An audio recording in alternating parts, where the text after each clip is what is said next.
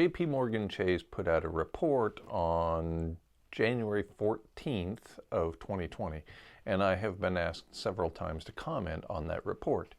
The notable line in the report that I want to draw attention to is, quote, "Human life as we know it is threatened," end quote. So that seems to have captured a lot of people's attention, and therefore they have sent me some sort of news report about that report put out by JP Morgan Chase. Now, my understanding of human life as we know it is threatened, my interpretation of that is they're referring to industrial civilization.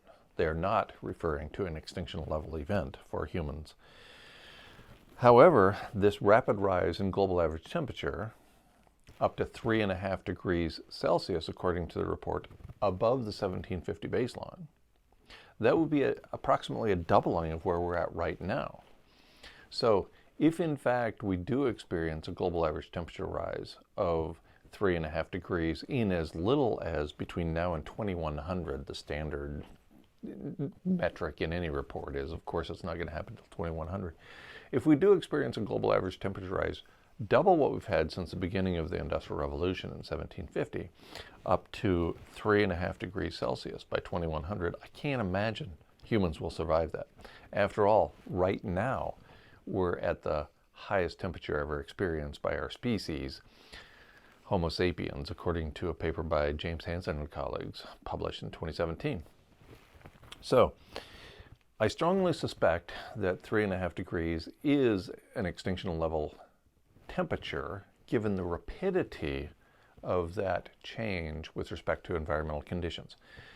Not because we aren't clever, but because we depend upon many other species for our own survival. And I strongly suspect that 3.5 degrees will come long before 2100. So JP Morgan Chase, without specifically referring to human extinction, I think is giving a hint that we're headed that way.